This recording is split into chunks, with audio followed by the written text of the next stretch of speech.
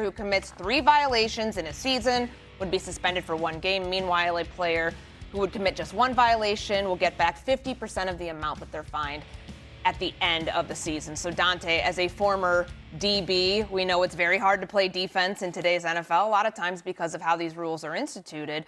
What impact do you think these rules and the focus here on these 5 specifically are going to have on defensive players? Well, I was nicknamed Hitler for a reason.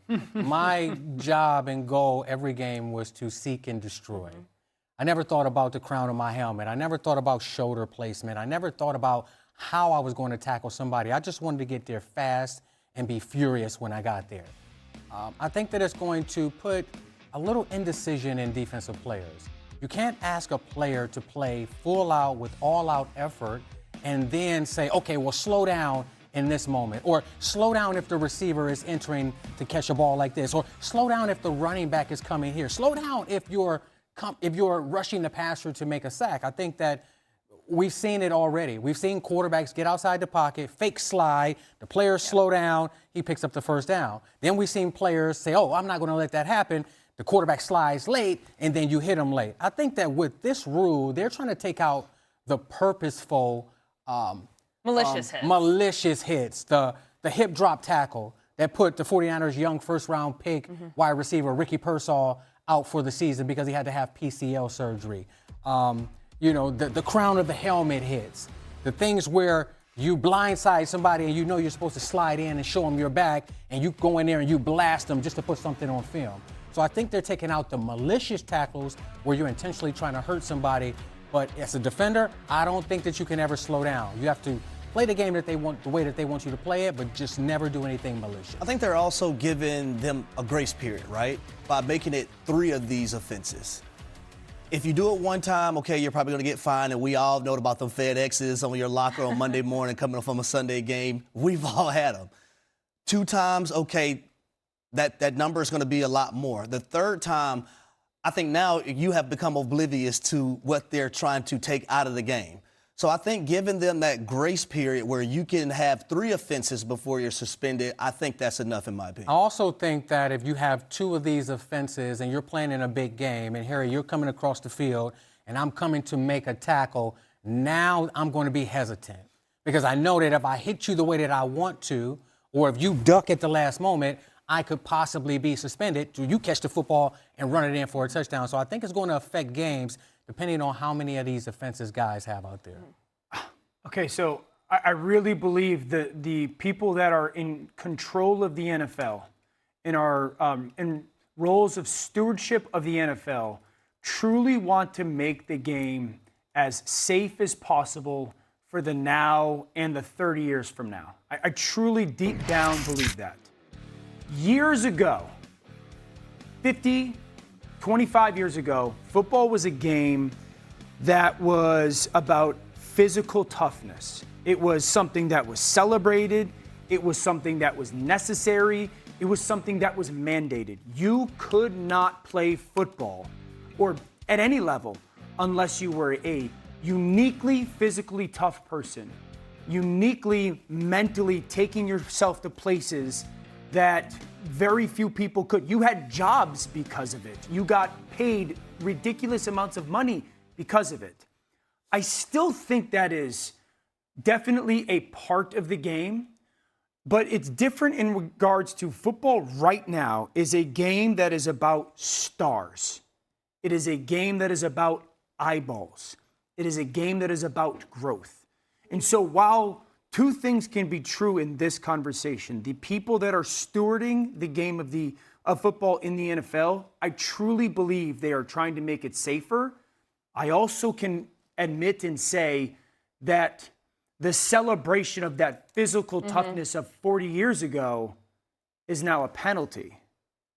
And it's more about making sure that the Malik Neighbors and the Joe Burrows and the Justin Jeffersons and the Saquon Barkleys, they're on the field. Well, you don't want to compromise the bottom line. And the bottom line are those star players. That wasn't the case 40, 50 years ago as much as it is now.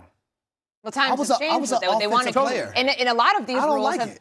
You don't like it. Why not? No, because I think the physicality of the game is what made football what football is supposed to be. Sure.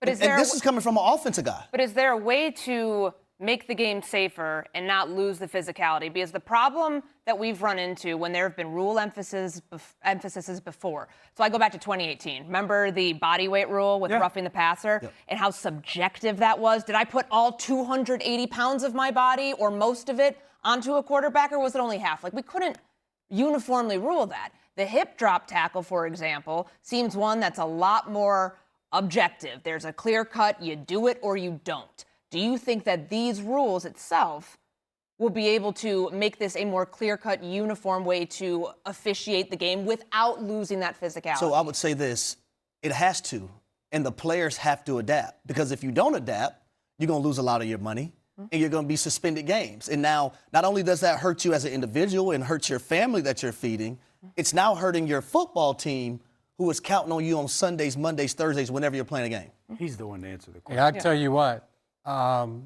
playing the game of football and playing safety, strong safety at a high level, I watch games now and I say, I can't believe that I did that. I can't believe. We were showing old clips of you. Absolutely. I can't believe that I was able to tap in mentally and go to a dark space to where I didn't care about putting my mind and my body on the line, and I was just out there to seek and destroy. And I tell you one thing, when you change the rules and guys are constantly worried about hitting helmet to helmet or hurting another player, they're just going to start going low and taking out people's knees. Do you know what that does? Now you have ACLs and PCLs and all of these lower extremity issues. So I think, pick your poison. You're either going to go high and hit with the helmet, or you're going to go low and blow somebody's knee. And as an offensive player, you don't want that. I would rather him go high. Correct.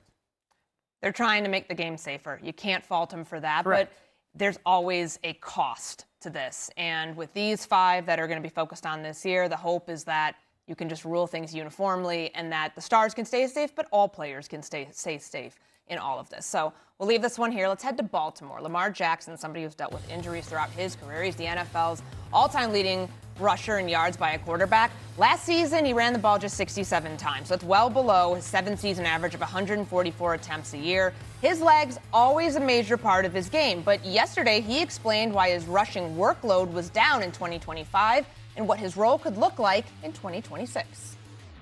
If I was just running hurt, losing yards, things like that was happening. But whatever it takes to win, that's what I'm all about. And I've always been about that too. So, yeah. So you think it'll be more in like the previous seasons as far as running the ball? Whatever it takes to win. Lamar Jackson, just like me, he also wears pimple patches. What do you think the Ravens' ceiling is, Dan, with a healthy Lamar Jackson this year? We were wondering. We were like, maybe that's a pimple patch or something like that. I've never seen the star version. My kids probably are going to tap into those. With Lamar Jackson healthy, the Baltimore Ravens can get to the Super Bowl. There's no doubt about it. This is a very good football team. I think there are some question marks about the Baltimore Ravens that are fair. It's a new interior offensive line. Ioane looks outstanding. We'll see when real games happen. I think the wide receiver core is probably the biggest question mark for me. This is a wide receiver group that has Zay Flowers, really good player. Bateman, highs and lows both on the field and off the field when it comes to production and availability. Mark Andrews is still Mark Andrews. Outside of that, just receiver. I'm not putting Mark into this conversation. Outside of Zay, your 2 and 3s are questions. Cincinnati doesn't have those. Pittsburgh doesn't have those. The Chargers don't have those. Denver doesn't have that. Buffalo doesn't have that. New England doesn't have that.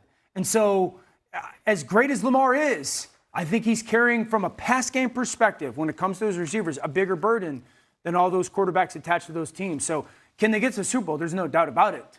I just think there's going to be names that we don't know about or champion right now that we will have to in December if that's the case, in January. So I like their receiver group. I think they have a variety of guys that bring different things to the table. You have the quick jitterbug guy in Zay Flowers. You have, Jacoby Lane, who's 6'4", 210 pounds, that can make the contested catches, be a red zone threat. Rashard Bateman, who can play inside, outside. I do agree with Dan. He has to be a little bit more consistent. But I do like their group. And I think because the Baltimore Ravens and their MO offense, ever since Lamar Jackson has even come to the National Football League, they're going to run the football.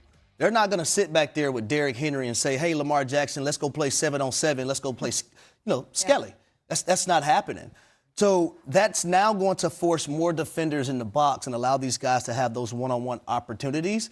And when I have a guy with the catch radius, even though he's a young player,